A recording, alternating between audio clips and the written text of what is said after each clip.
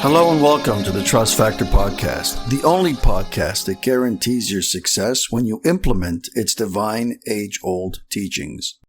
Good morning, everybody. Thank you for joining. Happy Sunday, beginning of a new week, my friends. Hopefully it's going to be an amazing one for you. I'm really glad that you could take the time to join us for today's episode. We're discussing the concept of prayer.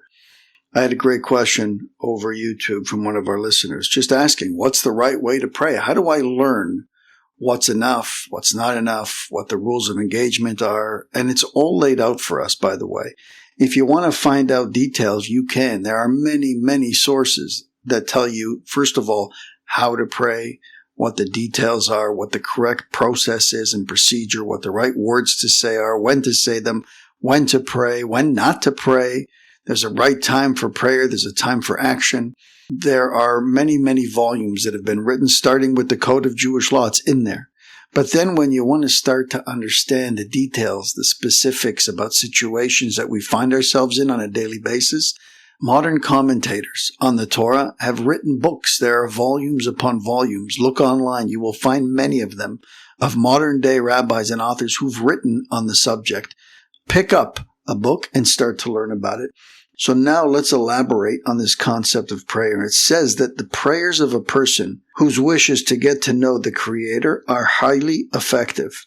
This is a surefire spiritual law that's just as valid as any other natural law. It's as follows.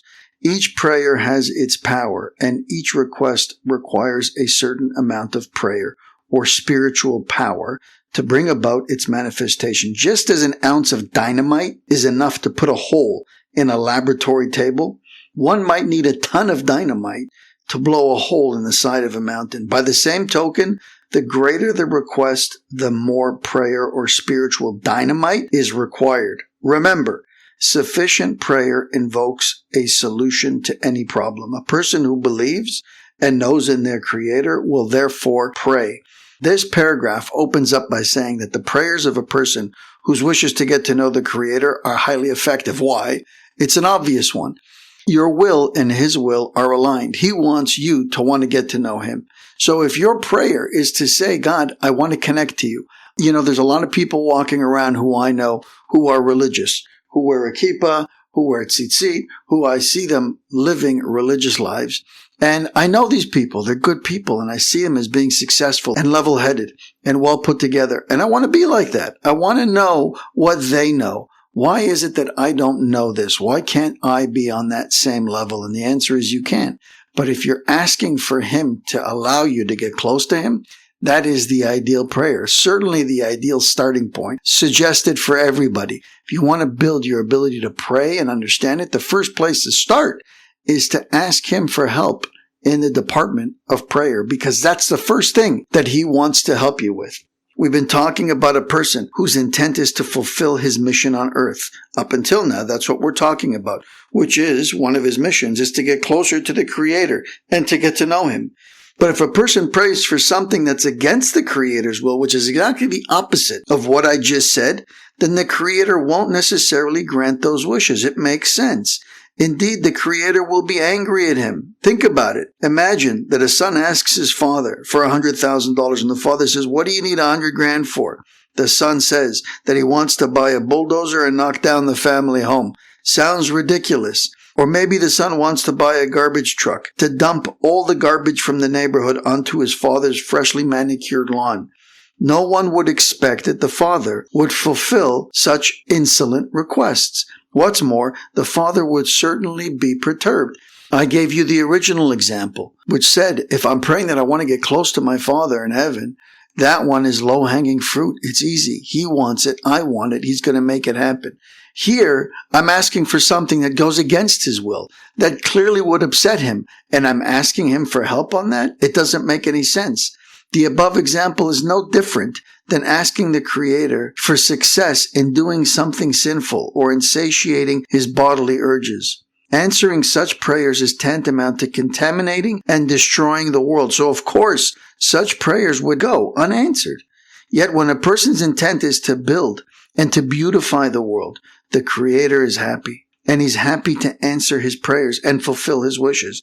Even when the prayers aren't answered immediately, it's because the Creator derives much gratification from them and wants to hear more. Also, each request has its spiritual price tag, the amount of prayer that's required to have certain requests fulfilled. We just covered off a lot of ground over there. Bottom line is the following, my friends. If your will is His will, then it's easy. Then He wants to fulfill your request. It doesn't take much. It takes very little effort on your part. Very few prayers are required in order for Him to step up and say, yes, I like it, and it's good. So therefore, here it is. So start with that one. It's easy, my friends. If you're not big into prayer or you haven't been able to develop your prayer muscle, start with that one. It's easy and it's guaranteed to be answered quickly and efficiently. Now, the opposite is that you ask for something that is detrimental not just to you, but to society at large. How could you ask your Father to give you the power and the ability to do something that He doesn't like and that He doesn't want you to do because He knows that it's detrimental, that it's bad for you, or that it's bad for society? Obviously, He's not going to help you. So as much as you pray, He's not going to assist you in that. Now, not everything is always black and white. Not everything is good and bad. There is also in between. In other words, things may be bad, but if you utilize them correctly, they can be good. And that requires tests. That requires Him having knowledge, being sure that you really want it, that you really will do the good things that you're supposed to do with it. And therefore, it may require much more prayer on your part. Show me how badly you want this. Okay, I hear that you're saying it. A lot of people just say, please give me X, Y, or Z because it's easy. Words are cheap. But when He sees that you keep coming back and you keep asking, and sometimes even when you don't get what you're asking for, you still go out and try to do and try to achieve the things that you were requesting, even though He hasn't granted them to you. He sees that you're making an effort to make an impact, positive change in the world without all of the resources that you're praying for. He says, wait a second. This guy's not even waiting for me. This guy is moving forward full speed, even though he doesn't have the ability and he doesn't have the resources that he's asking me for. So I'm going to give it to him because I see that he's serious. And then when He gives it to you, He watches closely and He says, what's this individual going to do with whatever it is that he's asking for? Is he going to do the right thing, or is he going to be compelled by his evil inclination to do the wrong thing with it? God, I need $100,000 because I want to start a campaign, a movement behind a podcast to be able to grow your awareness in this world. And He drops $20,000 in your lap and says, here, start with this. All of a sudden, you've got a $20,000 windfall that came out of nowhere. And you know where that $20,000 goes to? A beautiful family vacation, right? Nothing to do with what you intended to do originally with the money. The $20,000 goes to a family vacation, and you've justified it 100 different ways. It's going to allow me to relax. It's going to allow me to collect my thoughts. It's going to allow me to plan on how to do this. You've sold that story to yourself, but He knows better. He knows that you used that money for the wrong purpose. Whereas, if you needed $100,000 and $20,000 drops into your lap, and immediately you do the best that you can with those limited resources, even though you needed $100,000 and you're 80 grand short, you still take that 20 and put it in the right place. He sees that it doesn't take much for you to do the right thing, and therefore it follows up. He follows up that 20,000 with whatever it is that you need in order to fulfill the good things that you want to do in this world. When He sees that you've got the right approach and the right motivation and that you're going to put your money where your mouth is, then He steps up in a very, very big way.